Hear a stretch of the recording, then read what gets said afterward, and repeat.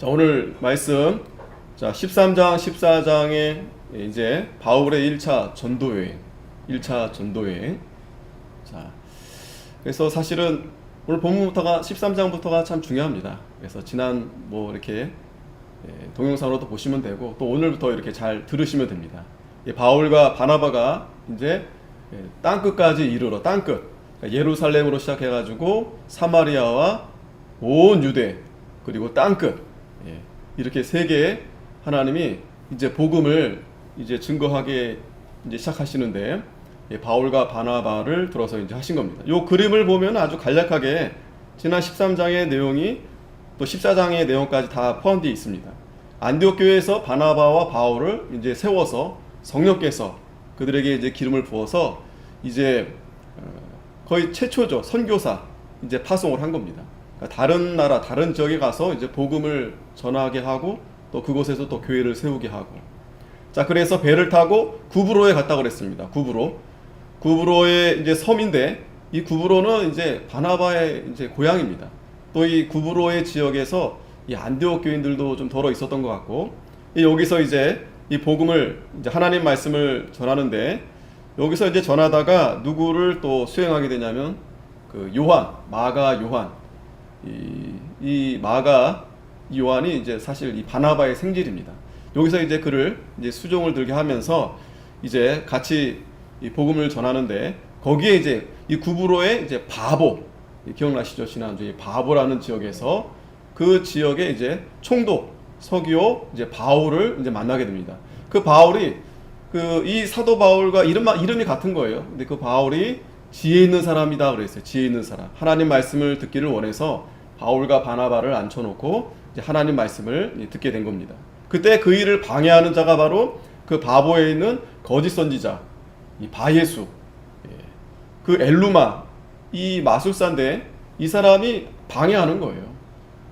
그때 이제 바울이 성령이 충만해서 하나님 말씀을 이제 엄하게 선포할 때 이 엘루마는 이제 눈이 멀게 되고 소경이 되게 되고 또 그걸 보면서 이 총독 이 바울은 이제 하나님의 말씀을 이제 믿고 기이 여겼다라고 했습니다. 자, 그래서 이제 여기서 이제 구브로에서 떠나서 오늘 이제 비시디아 안디옥에 이르는데 오늘 참 중요합니다. 왜냐하면 바울이 이제 첫 번째 말씀을 이제 선포하게 되는 거예요. 선포하게 되는 겁니다. 물론 그동안에도 말씀을 이제 증거했지만 이제 본격적으로 많은 이방인들 앞에서 이제 하나님 말씀을 선포하는 그 내용이 이제 오늘 본문에 이제 기록이 되어 있습니다. 자, 또 한 가지 우리가 이 사도행전을 볼 때 항상 이제 우리가 염두에 될 부분은 뭐냐면 그 지역만 이렇게 보니까 거기에 사실은 감이 안 옵니다. 어느 나라, 어느 땅인지, 그죠? 근데 지도를 좀 크게 보면은요, 지금 여기가 이스라엘입니다. 여기가 이스라엘이에요. 여기서 이제 복음이 전파가 되는데, 자, 안디옥이 여기 있죠, 안디옥이 그 위쪽에 있죠. 레바논, 시리아 위에 안디옥. 그래서 이 안디옥 이 지역은, 자, 여기 터키입니다. 현재 진영이에요. 터키가 엄청나게 크죠, 그죠? 이 터키라는 나라가 참 신기합니다. 왜냐면 지금 이 터키는요, 99%가 이슬람 국가예요. 그런데 신기하게요, 보면 하나님이 이 지역을 지나서 하나님의 복음이 지나게 하셨다라는 거예요. 지금도 여기 이 땅에 이 기독교인이 0.0075% 해가지고 한 6,000명? 그러니까 정말 소수만이 기독교인인데 예전에도 초대교회 시대에도 말할 수 없죠. 이때는 거의 복음이 들어갈 수 없었을 테니까, 초창기 때니까. 자, 그런데 여기 지명을 가만히 보면은요, 오늘 바울과 바나바가 요 안디옥이라는 곳에서 요 밑에가 이제 여기 이 쿠프로, 이게 아까 구브로 섬이에요. 여기 바보 써있죠, 바보. 그리고 이제 다시 건너서 여기 안디옥이 이제 터키의 거의 중심이라 볼 수 있겠습니다. 중앙. 여기 안디옥, 비시디아 안디옥 중앙 있죠, 그죠? 여기 있다가 이고니온 갔다가 더베 갔다가 1차 전도여행 때 이제 여기 돌아오게 되는데, 여기 뒤쪽으로 쭉 보세요. 골로새 있고 라오디게아 있고 에베소 있고 서보나 있고 이게 어디 교회입니까? 아시아 7교회죠, 그죠? 잘 알고 계시겠지만 아시아 7교회가 터키라는 지역에서 교회가 세워진 겁니다. 초대교회 때. 예. 뿐만 아니라 쭉 더 건너가게 되면 여기 빌립보, 데살로니가, 그죠? 고린도, 여기가 그리스예요, 그리스. 또 쭉 옆으로 가면은 이제 이탈리아, 로마, 올라가면 이제 스페인. 그래서 이제 이 바울이 생각했을 때는 땅 끝까지가 이제 계속 이제 땅 끝으로 가게 되는 겁니다. 그래서 하나님이 이제 로마에까지 이제 바울을 가게 하시는데, 참 보면은 이 지도를 크게 봤을 때 참 놀라운 하나님의 섭리가 아닐 수 없어요. 그렇죠? 그래서 지금 복음이 오늘 이 대한민국이라는 정말 여기까지 하나님이 돌고 돌아서 오게 하신 겁니다. 분명한 것은 이 터키라는 곳은 지금도 이슬람 국가예요. 믿지 않는 곳입니다. 그럼에도 불구하고 하나님의 이 구원의 계획은 멈추지 않고 계속 뚫고 가신다는 거예요. 하나님이 가고자 하시는 그 길은 어느 누구도 막을 수 없다라는 거예요. 어느 누구도 막을 수 없다. 놀라운 하나님의 계획과 또 섭리가 아닐 수 없습니다. 다시 한번 이 지도를 보게 되면, 그래서 이제 안디옥에서 바보에서 이제 오늘 이제 비시디아 안디옥에 가서 이제 바울이 복음을 이제 전하는 겁니다. 자, 오늘 13절 보면, 바울과 동행하는 사람들이 바보에서 배 타고 밤빌리아에 있는 버가에 이르니 요한은 저에게서 떠나 예루살렘으로 돌아갔고. 자, 이 보면은 이제 이 구브로라는 섬에서 이제 배를 타고 이제 밤빌리아에 이제 올라간 겁니다. 또 버가에 가서. 그런데 버가에서 어떤 일이 있었냐면, 이 마가 요한이 떠나게 돼요. 떠나서 예루살렘으로 돌아가게 됩니다. 왜 떠났을까? 여기 성경에서는 잘 기록이 되지 않습니다. 그런데 분명한 것은 이 요한이 이 수종을 들기로 했었죠. 그죠? 살라미 그 구브로 섬에서 이제 하나님 말씀을 전할 때, 그러니까 처음에는 이제 바울과 바나바가 안디옥에서 출발한 겁니다. 구브로의 섬에 있는데 거기서 말씀을 전하다가 거기서 이제 이 요한도 아마 거기 살았었는지 요한을 거기서 이제 수종자로 삼게 된 거예요. 그리고 이제 같이 가기로 했는데 얼마 못 가서 지금 요한은 지금 이제 떨어진 거예요. 왜 요한이 예루살렘으로 돌아갔는지는 내용이 분명하지 않지만 여러 추측을 합니다. 요한이 병이 걸렸었을까? 몸이 약해졌을까? 아니면 좀 요한이 이제 젊으니까 좀 생각보다 사실 어려움이 많죠. 이건 죽을 각오하고 지금 가는 겁니다. 사실 이제 바울과 바나바는 이제 성령이 충만해서 하나님이 그들에게 특별한 강권적인 역사로 인도하시는데, 중간에 요한은 사실은 중간에 이제 투입이 된 겁니다. 무슨 일이 있었었는지는 본문에 자세히 나오지 않지만 어쨌든 15장에 가면은요, 15장에서 가면 이제 1차 여행을 마치고 시간이 좀 지나서 2차 여행을 다시 이제 시작하는데, 바울과 바나바가 싸우는 일이 나타납니다. 이 마가 요한 때문에. 바나바는 이제 마가 요한을 데리고 갑시다. 근데 바울은 안 됩니다. 지금 이때 오늘 이 13장 13절에서 이때 이 사건을 얘기하면서 그러니까 바울 생각에는 마가가 요한이 아직 좀 부족하다 이렇게 생각했던 것 같아요. 그래도 이 바나바는 항상 말씀드렸지만 마음이 굉장히 온유하신 분이라, 이 바나바는 좀 부족하더라도 데려가면서 만들어가면서 합시다. 이제 그런 생각으로 했는데 어찌됐든 이제 마음이 맞지 않아서 바울과 이제 바나바는 따로 이제 가게 돼요. 그래서 바나바는 마가를 데리고 따로 가게 되고 바울은 또 다른 사역자를 데리고 이제 가게 됩니다. 어찌됐든 좀 아쉬움이 없지 않아 있어요. 그죠? 하나님의 이 선교의 일에 같이 끝까지 가면 좋겠는데 이 마가 요한은 중간에서 이제 돌아가게 된 겁니다. 자, 그리고 계속해서 저희는 버가로부터 지나 비시디아 안디옥에 이르러, 자, 아까 그 지도 생각나시죠? 이제 비시디아 안디옥 거의 그 중심부 되는데 거기 이르러서 안식일에 이제 회당에 들어가 앉아 있었습니다. 자, 안식일에 이제 회당에 들어갔다 그랬어요. 그러니까 그 이방 땅임에도 불구하고 좀 이 유대인들 가운데서 좀 그 돈이 있는 사람들이 이렇게 회당을 지어 놓은 겁니다. 또 회당을 또 지어 주기도 하고요. 그래서 이 회당은요, 회당에서 이스라엘 백성들이 거기서 이제 오늘날 말씀드리면 교회 같은 곳이 교회. 예배를 드리기도 하고, 그래서 말씀을 또 가르치기도 하고, 이제 거기에 이제 그런 곳에 이르게 된 겁니다. 그랬더니 15절에 율법과 선지자의 글을 읽은 후에 회당장들이 사람을 보내어 물어 가로되 형제들아 만일 백성을 권한 말이 있거든 말하라 하니. 자, 그 회당에서 이제 어떤 순서로 되어 있는지는 구체적으로 나와 있지 않지만 이제 보면은 이제 보통 거기서 이제 이 구약의 율법의 말씀을 이제 낭독을 합니다. 이 낭독을 하고 또 뭐 기도도 하겠죠. 그 다음에 그 말씀을 이제 누군가가 이제 오늘날 이제 제가 이렇게 설교하는 것처럼 이제 설교를 하게 되는데 그 설교를 할 수 있는 권한이 이제 회당장에게 있는 거예요. 회당장이 이제 뭐 자기도 하겠지만 회당장이 봐서 이제 아무나 시키는 게 아니고 그 이제 하나님의 말씀을 잘 전할 수 있는 이제 그러한 이제 교사나 그러한 이제 그런 사람들을 지목해서 미리 이제 지목한 후에 말씀을 낭독한 후에 그 사람이 이제 설교를 하는 거예요. 쉽게 말하면 설교를 하는 겁니다.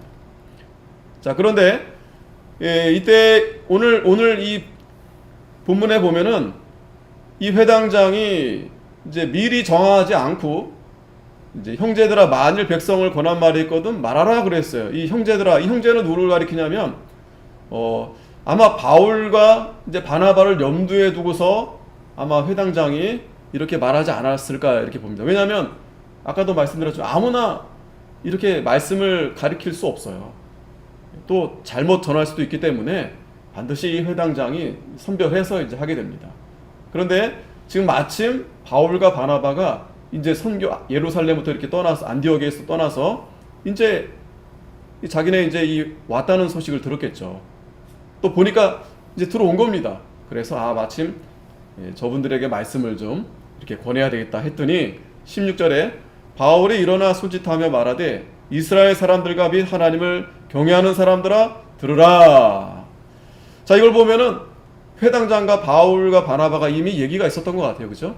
갑자기 막 헐레벌떡 들어왔는데 시킨 것이 아니고 미리 이제 바나바가 바울이 이제 온 것 같은데 보니까 아마 마침 들어오게 된 것 같아요. 그리고 그래서 이제 이 회당장이 이제 바울에게 이제 말씀을 전하게 한 겁니다.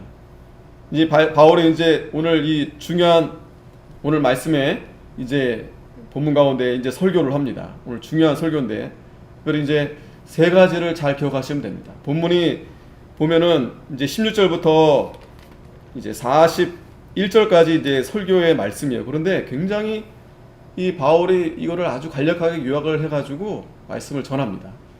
확실히 탁월해요. 바울이 탁월합니다. 그래서 이 바울이 이 세 가지를 여러분들이 잘 기억하시면 되는데 첫 번째는 하나님의 뜻을 하나님의 뜻을 다 이루셨다는 거예요. 첫 번째. 그 내용이 16절부터 이제 22절까지 이 내용의 말씀입니다. 그리고 바울은 그 듣는 이 청중들이 유대인들이 또 이방인들도 있었겠지만 항상 겸손하게 하나님을 경외하는 사람들아 들으라. 그들을 이렇게 존중하면서 하나님을 당신들이 경외하는 사람들인데 잘 들어달라는 겁니다. 그러면서 17절에 보면 이 이스라엘 백성의 하나님이 우리 조상들을 택하시고 애굽 땅에서 나그네된 그 백성을 높여 큰 권능으로 인도하여 내셨다는 거예요. 이 바울의 설교에서 이 첫 번째 부분에 가장 중요한 것은 하나님의 주권입니다. 하나님의 주권. 항상요 보면은 아브라함 또 구약의 이 성도들 보면 믿음 좋은 성도들 뭐 룻 뿐만 아니라 뭐 사사들 선지자들 다윗 보면은 다 가장 우선이 하나님의 주권. 이 하나님의 주권을 항상 그들이 의지했다는 거예요. 하나님의 주권. 반드시 하나님이 하나님의 뜻을 다 이루신다는 거예요. 아까도 그 터키 보여드렸잖아요. 지금 거듭 말씀드리면 기독교인들이 6,000명밖에 되지 않은 불모지. 어떻게 그 터키라는 곳을 지나서 복음이 유럽에 이르러서 이 돌아 대한민국까지 이르렀을까? 그 놀라운 하나님의 섭리가 알 수 없어요. 그러니까 하나님이 다 하신다는 거예요. 하나님의 주권. 우리는 다 알지 못하지만 하나님이 반드시 하나님이 다 이루신다. 하나님의 주권. 지금 그 말씀을 하는 겁니다. 우리가 그 누구도 우리가 다 스스로 구원을 얻을 수 없고 그런 자격이 되지 못하고 또 아무나 구원을 얻을 수 없습니다. 그런데 하나님이 우리를 택하셨다는 거예요. 하나님이 우리를 택하셨다는 거예요.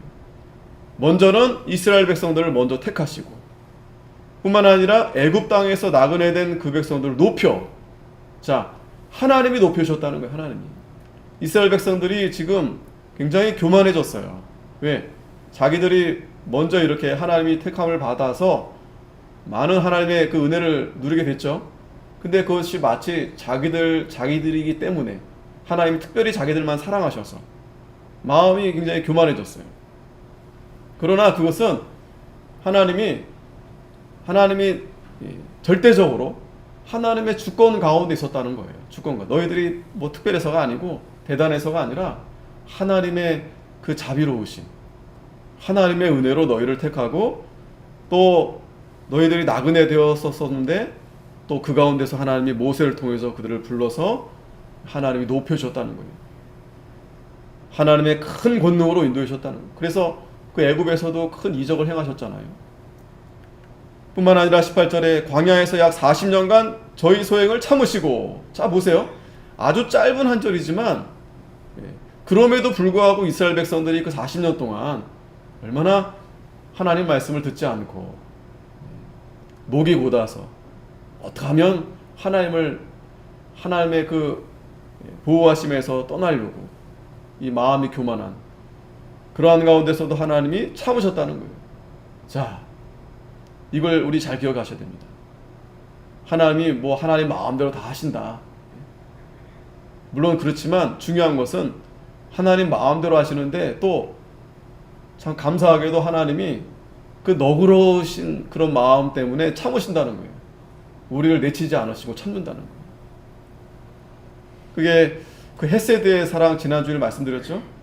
그 부성적인 아버지의 사랑 뿐만 아니라 그 모성적인 어머니의 그 궁휼하심. 그 어머니가 그 자녀를 그 어렸을 때부터 그렇게 품고 얼마나 이렇게 수고를 많이 합니까? 그게 뭘 바래서 그런 거예요? 아니잖아요. 그 어머니의 그 자비하심, 그런 마음으로 하나님이 우리를 참아주시는 거예요. 감사한 겁니다, 여러분. 우리가 정말 하나님의 주권을 믿고 의지한다면 눈물밖에 나올 게 없어요. 정말 너무 감사하니까. 하나님이 어제도 참아주시고 오늘도 참아주시고, 하루가 천년같이, 천년이 하루같이. 근데 우리는 못 참아요. 그죠? 우리는 못 참아요. 조금 그 찰나도 못 참습니다. 뿐만 아니라 19절에 가나안 땅 7 족속을 멸하사, 그 가나안 그 족속들과 싸울 상대가 안 됩니다. 근데 하나님이 다 싸워서 멸하게 하신 겁니다. 똑같습니다. 오늘날도 우리가 이 세상에 나아가 싸울 때 우리하고 이 세상은 우리가 그러니까 인간적으로 볼 때 상대가 안 돼요. 상대가 안 됩니다. 왜?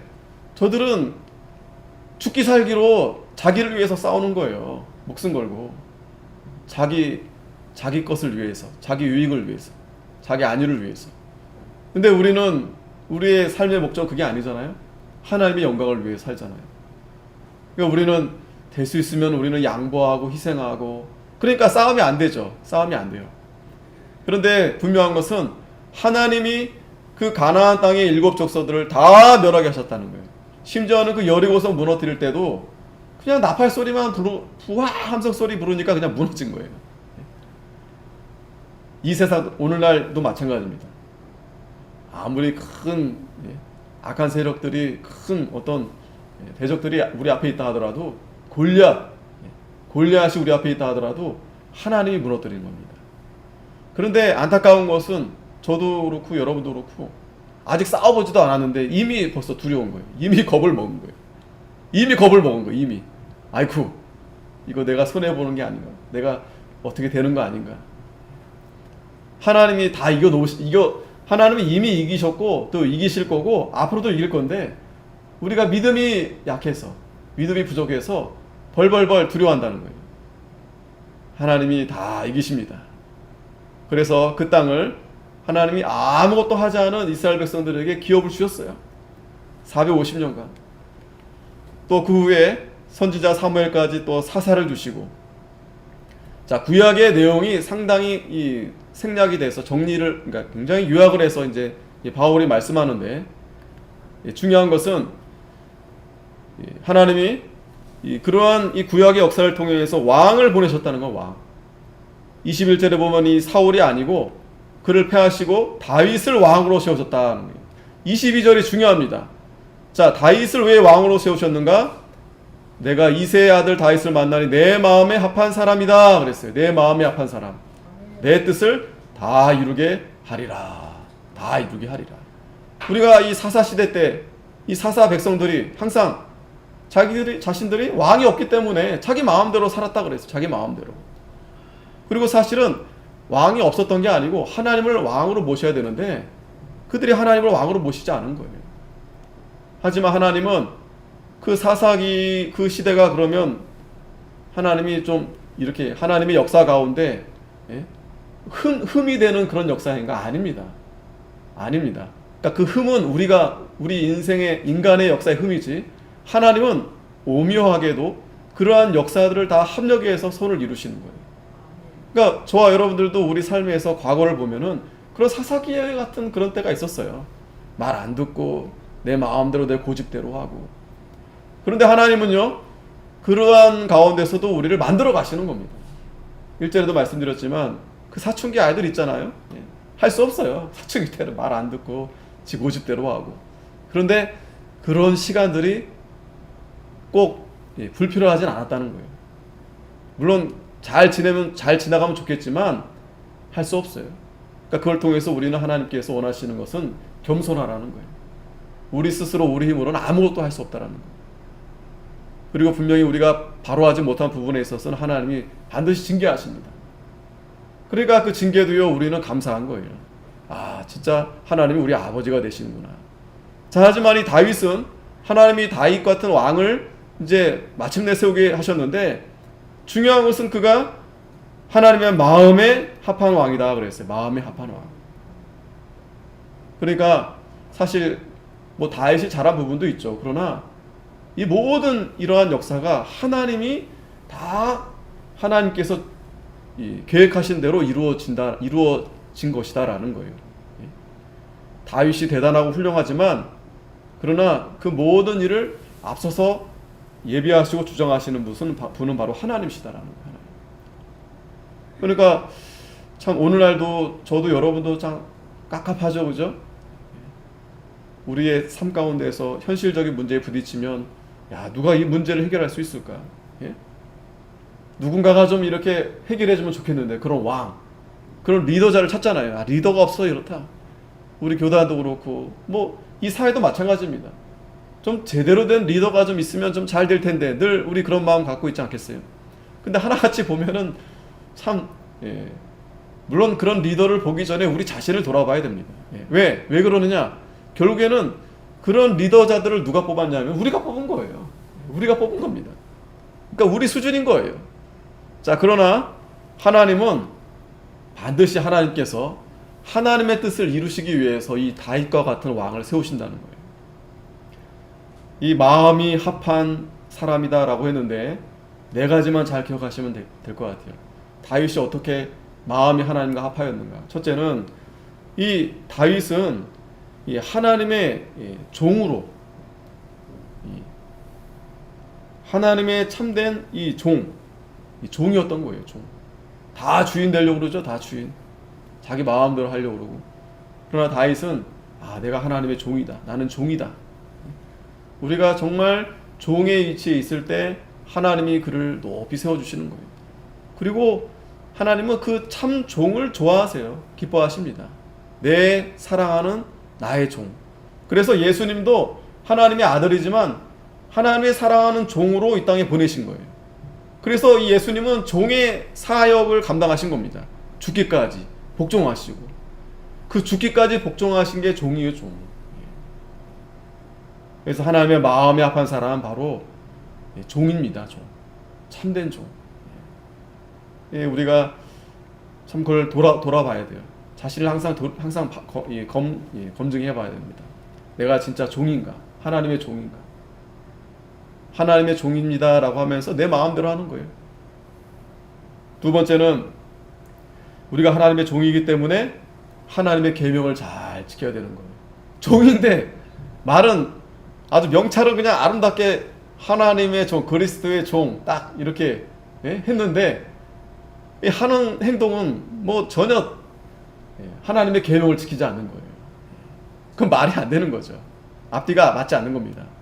우리가 하나님의 참된 종이라고 할 때에는 하나님의 계명을 우리가 죽기까지 따르는 거예요. 그 길이 좁은 길이라 할지라도, 그 길이 십자가의 길이라 할지라도, 그게 참된 종이다라는 거예요. 참된 종. 그러니까 그러한 순종하는 종을 하나님의 마음에 합해하시는 거예요. 야, 그 마음이 하나님의 마음이에요. 내가 참 낮아져야 되겠고, 하나님 말씀을 잘 순종해야 되겠고. 그런데 세 번째로, 그러면서도 참 그 마음 속에 억지가 없어요. 난 종이 아닌데 막 종으로 불러주셔가지고 막 억지로 말이죠. 그리고 하기 싫은데 이거 안 하면 벌 받을 것 같고. 그게 아니고 하나님이 은혜를 주시면은요, 마음에 사모하는 마음이 불타는 거예요. 사모하는 마음. 누가 시키지 않아도 하는 겁니다.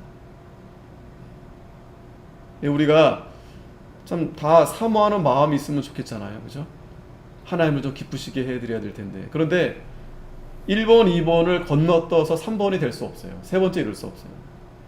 가장 먼저 우리가 자꾸 종이 돼야 됩니다.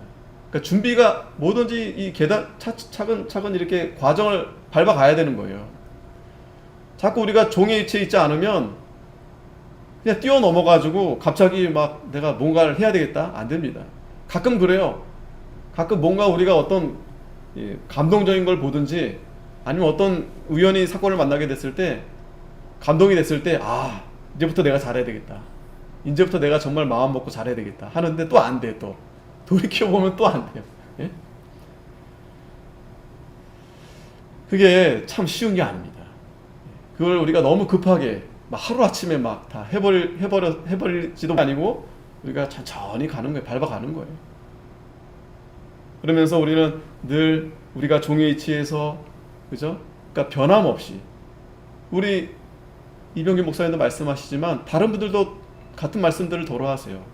정말 영적인 성도가 어떻게 했을 때 우리가 정말 영적인 성도, 어떤 분들은 뭐 영성 있는 성도, 그런 단계까지 어떻게 이룰 수 있는가 보니까 다 한결같이 말씀하시는 게 변하지 않는 한결같음이 있어야 그 위치에 이른다는 거예요. 갑자기 어느 날 막 뜨거워지고 그게 아니고요. 한결같이 기도하고 한결같이 말씀 보고 한결같이 변함없이 비가 오나 눈이 오나 그 하나님 말씀 지키는 그 자리에서 그 자리를 잘 지키고 나아갈 때 그때 나도 모르게 비로소 하나님이 큰 은혜를 주시는 겁니다. 그러니까 이 모세가 어느 순간부터 광채가 났잖아요. 근데 자기는 그걸 못 봐요. 근데 사람들이 그걸 보게 된 겁니다. 그런 것 같아요. 그러니까 우리가 대부분은 다 나도 큰 사람이 돼야 되겠다. 그죠? 어떤 훌륭한 어떤 그런 어떤 영향력 있는, 그러니까 결과만 자꾸 보는 거예요. 사람들이 그 과정은 보지 않고요. 그러니까 그 결과가 있기까지 사실은 그 과정이 엄청난 거예요. 그 가운데 가장 필요한 것은 인내입니다. 인내. 참는 거예요. 참는 거.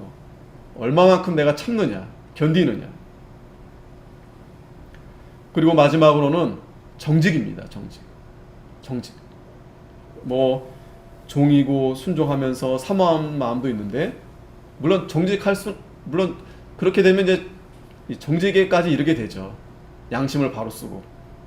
그러니까 이 네 가지가 하나님의 마음에, 뭐 다른 것도 있겠지만 이 다윗을 볼 때 이 네 가지, 하나님의 참 종으로서 하나님 말씀을 잘 순종하고 또 사모하는 마음. 그러면서 정직하게. 그러니까 이 네 번째 정직은 참 어려운 거예요. 어려운 겁니다. 우리가 양심을 바로 쓴다, 양심하는데 신앙이 이거 정말 어려운 거예요. 그래서 거기까지 이르게 되면 참 하나님의 마음이 아파다. 그리고 하나님은 그러한 종을 통해서 하나님의 뜻을 다 이루신다는 거예요. 자, 이게 바로 이 바울의 설교의 첫 번째입니다. 하나님의 뜻을 다 이루신다는 거예요. 자, 두 번째는 23절에서 자, 그래서 그 하나님의 뜻이 어떻게 이루어졌는가, 이 구약을 쭉 전체적으로 이제 말씀하면서 굉장히 간략하게 했는데, 그 다윗 왕을 통해서 결국에는 누가 나시는가? 23절에 하나님이 약속하신 대로 사람의 씨에서 이스라엘을 구하여 구주로 세우셨으니 곧 예수라. 예. 하나님이 예수님을 세우셨다는 거예요. 구주 예수님을 세우셨다는 거예요. 이게 참 큰 은혜입니다. 하나님의 큰 역사예요.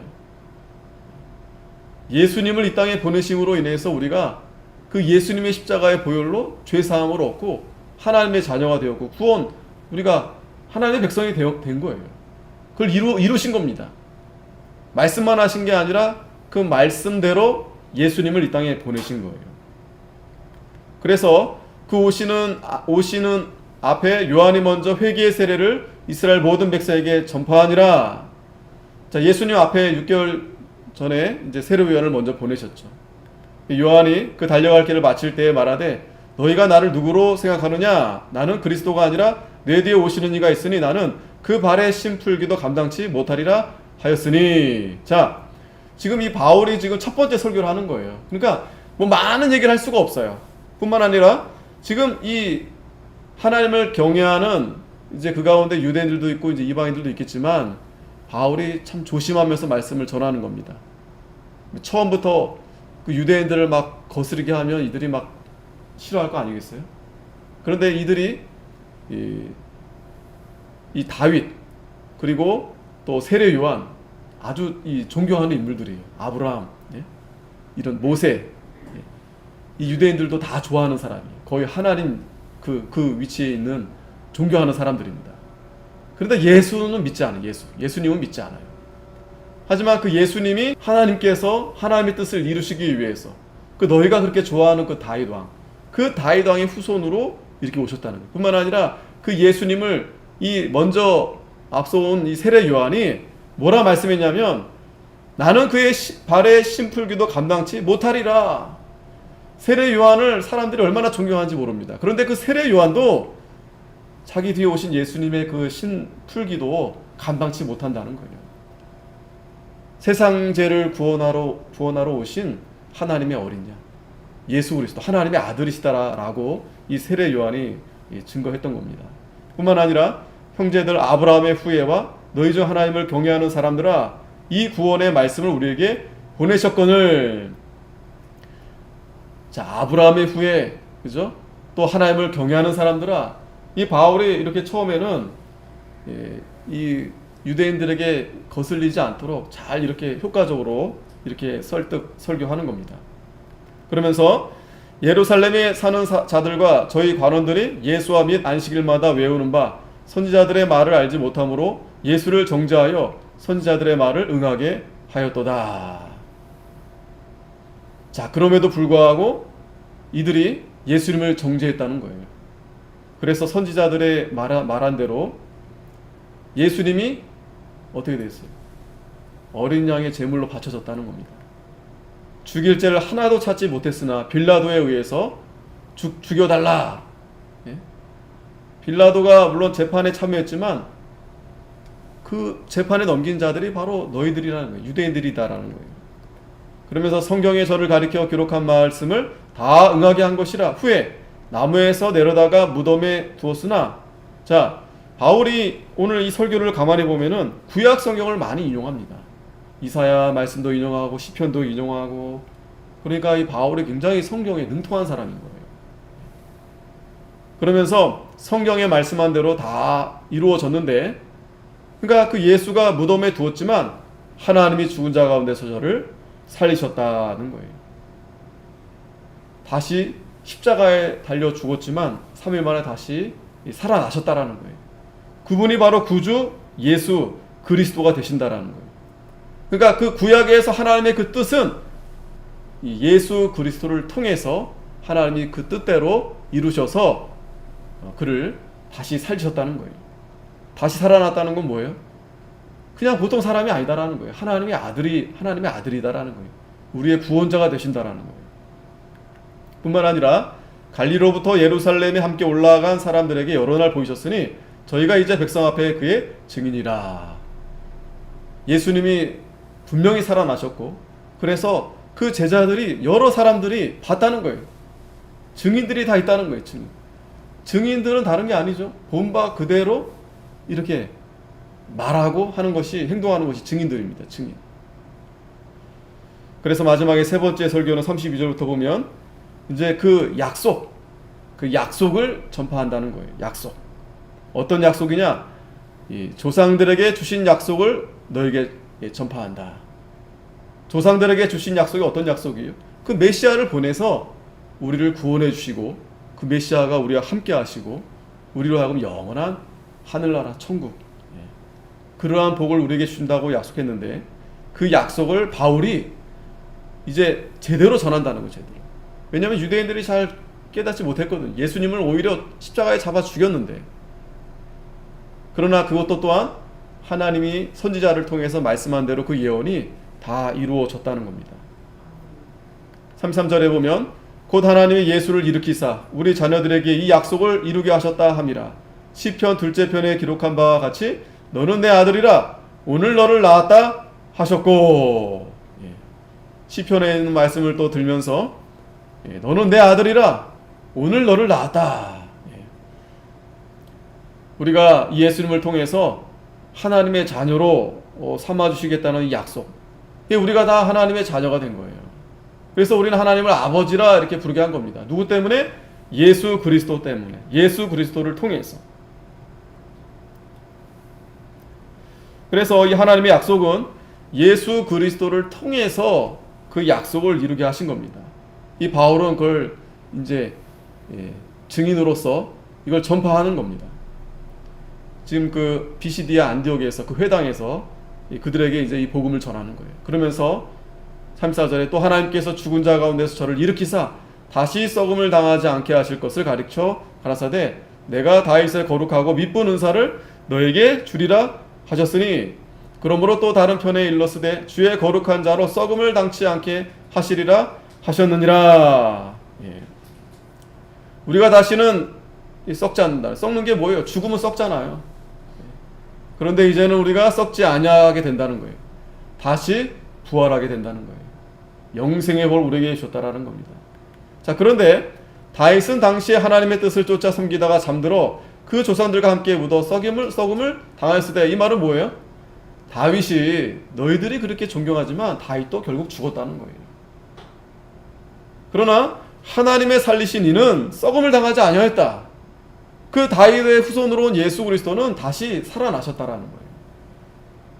다윗 왕이 뭐 지옥 갔다는 말이 아니고 다윗은 하나의 인간에 불과하다는 거예요. 훌륭하지만. 그러나 예수님은 하나님의 아들이시다는 거예요. 왜? 다시 살아나셨기 때문에. 썩지 않고 3일 만에 다시 부활하셨기 때문에. 그러므로 형제들아 너희가 알 것은 이 사람을 힘입어 제사함을 너에게 전하는 이것이다. 예수 그리스도를 힘입어야 죄사함을 얻는다는 거예요. 죄사함을 얻어야 우리가 썩지 않고 하나님의 자녀가 되고 영생을 얻고 하늘나라에 가게 된다는 거예요. 근데 이것이 예수 그리스도를 통해서만이 이러한 은혜를 입을 수 없다는 거예요. 이 바울은 이걸 증거하는 겁니다. 이것이 하나님의 약속이다라는, 이 큰 약속이에요. 이 큰 약속.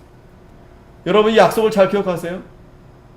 뭐 내가 세상에서 예수 믿으니까 잘 먹고 잘 살고 일이 잘 되고 그건 아무것도 아니에요, 여러분. 그게 중요한 게 아닙니다. 예수님을 통해서 내가 죄 사함을 얻었다는 것이 가장 큰 은혜이고 가장 큰 복이에요. 예? 바울이 이걸 목숨 걸고 지금 전하는 겁니다. 증거하는 겁니다. 또 모세의 율법으로 너희가 의롭다 하심을 얻지 못하던 모든 일에도 이 사람을 힘입어 믿는 자마다 의롭다 하심을 얻는 이것이라. 이게 바울의 오늘 말씀의 가장 핵심이에요. 예수 그리스도를 통해서 우리가 죄사함 받고 의인이 되었다는 거예요. 칭의, 의인이 되었다는 거예요. 여러분 생각해 보세요. 하나님이 나에게 복을 많이 줬다고 해서 재물도 많고 재산도 많고 또 출세도 하고 했는데 죄사함을 받지 못했어요. 그래서 의인이 되지 못했어요. 그러면 결국 지옥에 가는 겁니다. 지옥에 떨어지는 거예요. 이 세상에서 아무리 세상의 관원이고 유명자이고 권력자이고 해도 결국에는 죄사함을 받지 못하면 여러분 지옥에 가는 겁니다. 그런데 그 죄사함을 얻는 길은 자기가 아무리 노력해서 되는 게 아니에요. 착하게 살았다고 되는 게 아니에요. 오직 예수 그리스도의 이름을 힘입어야만 되는 겁니다. 오늘 저와 여러분들이 예수 그리스도를 통해서 힘입어서 우리의 죄를 사함받고 또 의롭다함을 이렇게 얻었다는 것 자체가 하나님의 큰 은혜인 거예요. 하나님의 큰 은혜. 이러한 귀한 진리를 깨달으면 감사한 거죠. 너무 감사한 거죠. 너무 기쁘고요. 바울이 사사로운 말 하지 않는다 그랬어요. 자기는 오직 십자가의 도, 이것이 진짜 복음이다. 진짜 복음. 여러분 진짜 복음을 잘 알아셔야 돼요. 자꾸 그냥 사사로운 말들만 막 많이 부풀려서 하니까 이 사람들의 마음에는 거기에 관심, 제법에 관심, 제법에. 진짜 무엇이 중요한지를 잘 거기에는 집중하지 않고 어떻게 하면 좀 잘 먹고 잘 살고 좀 잘 될까, 그런 마음들, 육신적인 생각들. 40절에 그런즉 너희는 선지자들로 말씀하신 것이 너희에게 미칠까? 삼가라. 이 선지자의 말씀은 41절에 보면 일러스되 보라 멸시하는 사람들아 너희는 놀라고 망하라. 내가 너희 때를 당하여 한 일을 행할 것이니 사람이 너희에게 이를지라도 도무지 믿지 못할 일이라 하였느니라 하니라. 이 말씀은 하박국에 있는 말씀이에요. 1장 5절 말씀. 그러니까 이 하나님의 말씀을 믿지 않고 멸시하는 자들, 이러한 자들은 어떻게 됩니까? 결국 놀라게 되고 두려움 때문에 결국 망하게 된다라는 거예요. 도무지 믿지 못, 그러니까 사람이 너에게 이를지라도 도무지 믿지 못한다는 거예요. 그러니까 사람의 어떤 그런 방법으로 믿을 수가 없어요. 보면 믿겠다. 사람들 다 그래요, 그죠? 천국 어디 있어요? 가봤어요? 그죠? 예수님 봤어요? 그래요. 내가 보면 믿겠다. 사실 여러분 봐도 못 믿어요. 봐도 못 믿어요. 예? 그걸 그렇게 아셔야 됩니다. 봐도 못 믿습니다. 이 믿음은 그래서 하나님의 큰 놀라운 이 섭리 가운데 하나님의 역사로 믿어지는 거지, 내가 믿고 싶으면 믿고 믿어지면 믿어지고 그런 게 아니다라는 거예요. 우리가 착각하시면 안 됩니다. 저와 여러분들에게 주신 하나님의 이 은혜가 물론 거저 주셨지만 하나님의 큰 능력으로 이렇게 우리에게 얻어지게 하신 것이지, 그냥 내가 믿고 싶으면 믿고 믿기 싫으면 안 믿고 그런 게 아니다라는 거예요. 안타까운 것은 이 멸시하는 자들은 마침내 하나님께서 망하게 하신다는 거예요. 망하게 하신다. 42절에 저희가 나갈새 사람들이 청하되 다음 안식일에도 이 말씀을 하더라. 자, 말씀을 마치니까 사람들이 이 복음을 듣지 못했었어요. 그랬더니 다음 안식일에도 말씀을 전해달라고 하는 겁니다. 그래서 폐해한 후에 유대인과 유대교에 입교한 경건한 사람들이 많이 바울과 바나바를 쫓으니 두 사도가 더불어 말하고 항상 하나님의 은혜 가운데 있으라 권하니라. 자, 이거예요. 진리를 선포하게 될 때 하나님이 역사하시는 겁니다. 그러니까 경건한 사람들이 많이 따르게 됐어요. 그때 두 사도가 뭐라고 말합니까? 항상 하나님의 은혜 가운데 있으라는 거예요. 항상 하나님의 은혜 가운데 어떻게 있습니까? 아까 설교 중에 나왔지만 그 다윗과 같이 그 마음이 합해야 됩니다. 하나님과 마음이 합한. 네 가지 말씀드렸죠? 하나님의 종의 위치에 있어야 되고, 나는 종입니다. 그러므로 순종하고, 또 그냥 순종하는 게 아니라 사모하는 마음으로, 기쁜 마음으로, 그러면서 양심을 바로 쓰면서 그럴 때 하나님이 은혜를 주시는 겁니다. 항상 은혜를 주시는 거예요. 항상. 그러니까 항상 은혜가 있어야 되는데 이 항상 은혜가 없으니까 그냥 우리 마음대로 그냥 사는 겁니다. 우리 마음대로 뭐가 안 된다고 걱정하고. 이 바울과 바나바가 항상 은혜 가운데 있으라는 거예요. 자, 다음 안식일에 또 온 성이 거의 다 하나님의 말씀을 듣고자 모였어요. 그랬더니 유대인들이 그 무리를 보고 시기가 가득하여. 자, 이게 이런 겁니다, 여러분. 바른 말씀을 전할 때, 또 바르게 하고자 할 때는 항상 그 반대편이 있어요. 반대 세력들이 있어요. 이 바울의 말한 것을 변박하고 비방하는데, 그래도 바울과 바나바가 담대히 말하여 가로되 하나님의 말씀을 마땅히 먼저 너희에게 전할 것이로되 너희가 버리고 영생 어둠에 합당치 않은 자로 자처하기로 우리가 이방인에게로 향하노라. 자, 이거 무슨 말씀이냐면 뒤에 이제 이사야 말씀을 인용하게 되는데 뭐냐면 유대인들이 더 잘 어떻게 보면 깨달아야 될 거 아니겠어요? 유대인의 자기들의 혈통으로 예수님이 오셨는데 그런데 안 믿는 겁니다. 믿지 않는 겁니다. 그러니까 이제 이 구원이 이방인에게로 이제 향하게 되었다라는 거예요. 그러면서 47절에 주께서 이같이 우리를 명하시되 내가 너를 이방의 빛을 삼아 너로 땅끝까지 구원하게 하리라 하셨느니라. 자, 여기에는 아주 중요한 하나님의 뜻이 있습니다. 뭐냐면 사실은 이제 말은 그렇게 한 거예요, 바울이. 그거는 너희 유대인들이 잘 깨달아야 된다고 말한 겁니다. 잘 깨달아야 된다는 그런 의미가 있는 거예요. 그러니까 하나님이 사실은 뭐 유대인들이 싫어서 이방인들에게 전했다기보다도 하나님의 이 구원의 큰 그림은 물론 이스라엘 백성들을 통해서 하나님이 땅끝까지 복음을 전하는데 하나님의 뜻이 있는 겁니다. 그런데 유대인들이 거기서 되려 걸림돌이 된 거예요.